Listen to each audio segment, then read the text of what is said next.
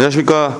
더스타일 인테리어 김 실장입니다. 금일은 율량동 두진 아파트 28평 공사 완료하고 지금 촬영을 진행하려고 하고 있는데요.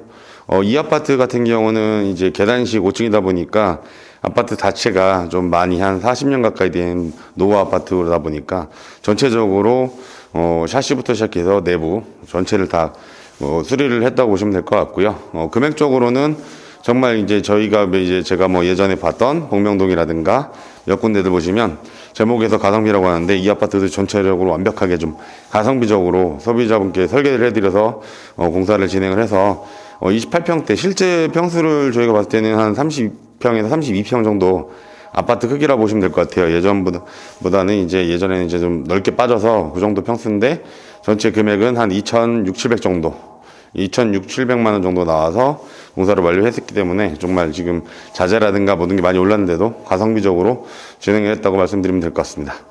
우선 거실 쪽부터 간단하게 설명을 드리면 벽면은 LG 베스티 제품으로 실크 제품으로 이제 벽면은 벽실을 했고요. 바닥 같은 경우는 2.2T 장판, LG 장판을 사용을 해서 그러니까 벽면이라든가 실생활에 주로 쓰실 수 있는 부분들은 좀 브랜드를 선택을 해서 이렇게 설명을 드려서 진행을 했고, 위에 보시면 이제 등기구 같은 경우는 중소기업 제품, 패널도 중소기업 제품 패널을 사용을 해서 국산 제품을 사용을 해서 좀 이렇게 좀 포인트를 더드렸고, 집 전체적으로 지금 벽면이라든가 저 같은 경우는 이제 자주 소비자분들이 사용하시는 부품들 같은 경우는 어쨌든 국산 제품이라든가 그리고 브랜드 제품들을 선호를 많이 해드려서 그 부분을 이제 좀 착안을 해서 실용적으로 이제 견적을 합리적으로 나오게끔 좀 말씀을 많이 드리고 있고요. 저희 좌측으로 보시면 이제 샤시 쪽인데 여기도 마찬가지로 영림 22mm 샤시를 사용을 해서 지금 이제 여기 같은 경우는 이제 공틀바라고 하는데 틀과 이제 샤시 를 사용을 해서 이렇게 진행을 해서 투명 유리 제품을 사용을 했고, 이런 부분도 이제 샤시 브랜드가 여러 가지가 있지만 그 부분들 어떤 제품을 사용하느냐에 따라서 금액 차이가 많이 나니까 제가 볼 때는 실용적인 제품을 사용하시는 게 저는 좋을 것 같은데 그런 부분들 찾아하시면 좋을 것 같고요.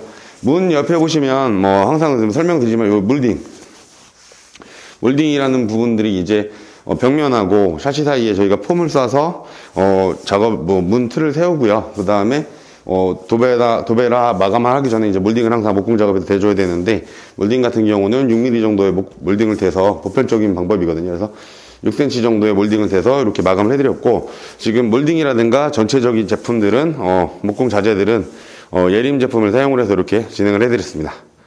네, 이제 베란다 쪽으로 이동을 했는데 베란다는 이제 바닥 타일인 소비자분께서 좀 디자인을 원하셔서 고르셔가지고 이 제품을 선택을 했고요. 벽면 같은 경우는 이제 수성 광택스를 사용을 해서 이게 이제 투명의 광택스, 그러니까 투명에다가 흰색 페인트에 투명을 덧칠했다고 쉽게 말씀을 드리면 될 것 같은데, 때라든가 이런 부분에 좀 강해서 예전에는 이제 저 같은 경우 탄성을 많이 사용을 했는데 그 부분보다는 이 광택스를 좀 많이 추천을 드리고요. 우측에는 이제 샤시 부분인데 샤시가 저희가 요즘 샤시가 예전 알루미늄 샤시라든가 그런 샤시들보다는 좀 바라는 게 이게 두껍다 보니까 이 하단에 지금 제가 이렇게 공사를 하면서 이렇게 석고를 대서 이 샤시 부분 무게를 감당할 수 있게끔 이렇게 목공 작업을 마감을 해서 그 다음에 이제 페인트 칠을 이렇게 해드렸는데, 이런 부분들이 공사를 하시면서 이제 저 같은 경우는 솔직히 이런 부분들을 비용을 추가시키거나 이런 게 받지를 않는데, 이런 부분들을 한번 업체들과 이제 문제가 생길 수 있으니까 이런 부분들을 공사하시기 전에 어떻게 되는지를 한번 여쭤보시고 공사를 진행하시면 좋을 것 같고요. 뒷부분은 이 창고 쪽인데, 창고 같은 경우는 당연히 외부 쪽에 ABS 도어를 달아드려서 이렇게 진행을 했고, 안쪽에 선반 하나가 기존에 있었는데 이 부분 선반을 이제 싱크대 작업을 할 때 가구업체에서 이렇게 선반 하나를 달드렸고, 이런 부분 이제 창고로 쓰시면 좋을 것 같고요. 지금 베란다 전체적으로 남향이다 보니까 햇볕 잘 들어오고 하는 부분들, 앞 베란다 쪽은 요 정도 지금 페인트라든가 이렇게 해놓으면 단열이라든가 이제 곰팡이 써는 부분이 없으니까 요거를 좀 잘 검토해서 진행하시면 좋을 것 같습니다. 네. 현관 쪽으로 이동을 했는데요. 현관 중문 같은 경우는 색감은 디자인의 색감은 소비자분들께서 고르셨고, 이제 중문 같은 경우는 이제 삼연동 도어인데 이 제품은 이제 중소기업 제품이에요. 그래서 예림이나 이런 브랜드보다는 밑에 급이지만은 사용에서는 전혀 문제가 없는 제품이고요. 가성비적으로 좀 괜찮다고 보시면 될 것 같고, 밑에 하단에 디자인적으로 이제 뭐 투명 유리 하단에 이제 저희 말로 굿이라고 하는데, 이제 막히는 밑에를 막냐 안 막냐 이런 부분들은 디자인 회의에서 통하셔가지고 선택을 하시면 좋을 것 같고, 뒷부분에 이제 신발장 같은 경우는 보드가 이제 예림 제품인데요. 문 작자 패널 자체가 예림 제품이고, 안쪽에는 이제 중소기업에서 제작을 했다고 보시면 될 것 같고요.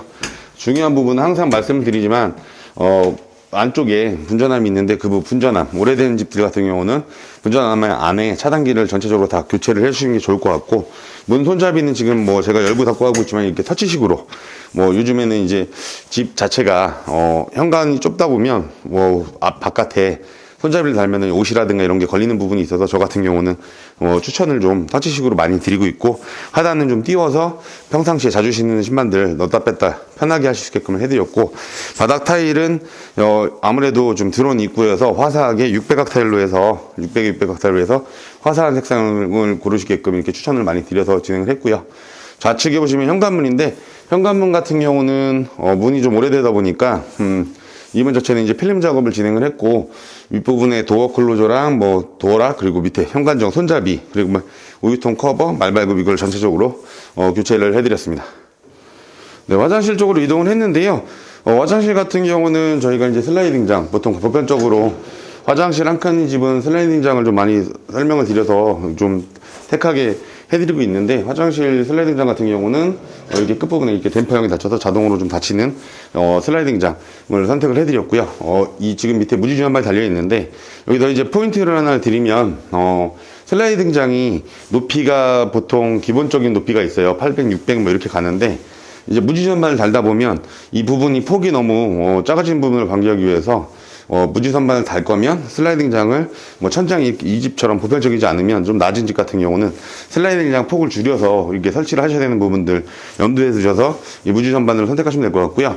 지금 이 무지선반은 뭐 타일 매장에서 직접 저희가 이제 구매를 해서 쓰는데, 온라인 제품 같은 경우랑 두께가 많이 차이가 나요. 가격이 지금 무지선반 가격대가 있는 이유가 두께가, 그래도 저희가 이제 쓴 제품들, 업체들이 쓴 제품들은 더 안정적이고 가격이 있으셔도 이런 좀 튼튼한 거, 무지선반이다 보니까 아랫부분에 선반 틀 자체가 이 안에 갖춰져 있기 때문에 좀 두꺼운 거 사용하시기를 권장드리고요. 뒷부분에 이제 파티션 부분들, 파티션하고 안쪽에 이제 뭐 선반이라든가 이렇게 다 달려 있고, 중요한 부분들이 이제 이런 부분들 안에 청소하실 수 있게끔 요 워터건을 하나 달아드려서 청소하실 수 있게 편리하게 해드렸고요. 중요한 부분은 이 집 같은 경우는 지금 제 뒷면에 환풍기가 있는데, 기존에는 자연배기였어요. 그래서 자연배기라는 게 뭐냐면, 벽면에 타일 벽면 쪽에 그냥 이렇게 철로 돼 있어서 스텐으로 돼 있어서 구멍이 쭉쭉쭉 나 있는 게 있는데, 이거는 이제 환풍 시스템이 아니라 자연배기라는 건데, 그냥 자연적으로 바람이 집 안쪽에 있는 그냥 배기구 벽 안쪽에 들어있는 배기구로 자연적으로 빠지게 되어 있는 거예요.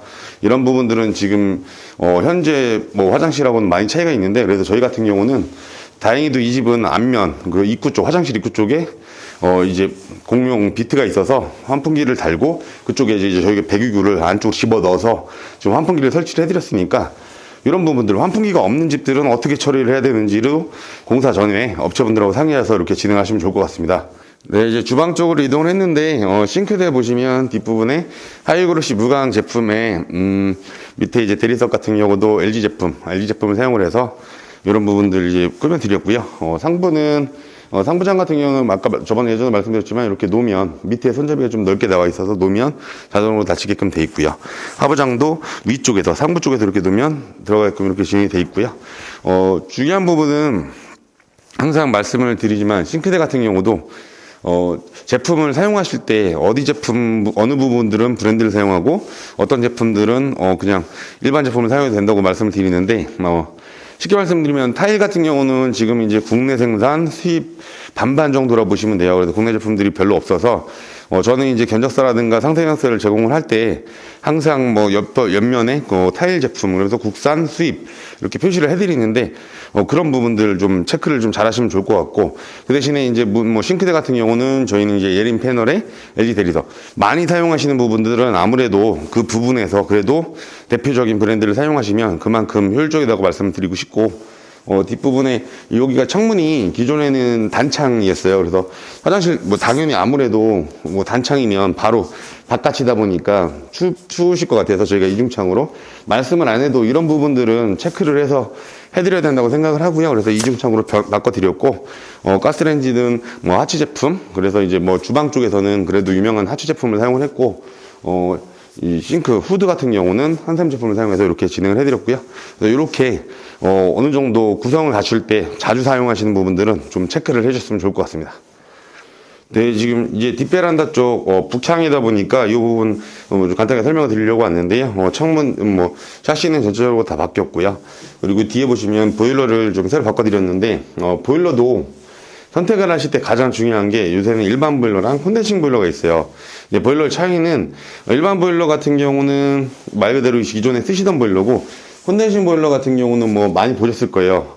귀뚜라미라든가 뭐 경동이라든가 뭐 이런 부분도 많을 텐데, 저 같은 경우는 인라인 걸 좀 많이 쓰는 편인데, 이 보일러의 특징은 콘덴싱 보일러를 사용하시면 제 하단에 밑에 보시겠지만 이제 물 배수구가 항상 필요해요. 콘덴싱 보일러는. 그래서 콘덴싱 보일러는 가동이 되면 물이 자연적으로 배수구가 있는 쪽으로 물이 흐르게끔 무조건 해드려야 되니까 그 부분 염려하셔서 이제 설치를 하시면 될 것 같고, 콘덴싱의 장점은 아무래도 연료비가 전문 업체분들 말씀으로 들어보면 연료비가 많이 절감된다는 부분이 있으니까 그 부분 체크해서 하시면 될 것 같고요. 여기 같은 경우도 이제 수성 광택스를 페인트를 칠을 전체적으로 다 해드렸고, 바닥 타일 그리고 이제 뭐 등까지 전체적으로 다 바꿔드렸는데, 중요한 건 겨울철에 온도 차이가 있다 보니까요. 뒷베란다, 특히 북향 쪽 방이라든가 북향 쪽 보일러, 북향 쪽 베란다들은 항상 아침 저녁으로 환기를 시켜주셔야 결로라든가 습이라든가 이런 부분을 차단할 수 있으니까 그 부분 꼭 염두하셔서 한여름 그리고 한겨울 이럴 때는 꼭 체크를 하셔서 사용하시면 좋을 것 같습니다. 네, 오늘 율량동 두진아파트 28평 공사 완료를 하고 지금 촬영을 이제 마무리 단계 접어들었는데요. 이 집 같은 경우는 전체적으로 집 수리를 전체적으로 다 했지만 가성비적으로 공사를 진행을 했다고 말씀드리고 싶고요. 집을 뭐 인테리어를 하실 때 가성비로 가느냐, 뭐 어느 정도 꾸미고 가느냐 이런 거는 뭐 소비자분들 차이가 있겠지만 제 생각으로는 지금 고치실 때는 어느 정도 브랜드급을 써서 좀 고치시고 가성비적으로 할 수 있는 부분들은 가성비적으로 하셔서 합의를 보셔서 이제 뭐 소비자 뭐 업체하고 다양하게 의견을 조율을 하셔서 얘기를 하셔가지고 공사를 진행하시면 금액도 그렇고 디자인도 그렇고 완벽하게 좀 구현을 하실 것 같은데 그런 부분들 꼭 참고하셔서 공사를 진행하셨으면 좋을 것 같습니다. 오늘 여기서 인사드리겠습니다. 감사합니다.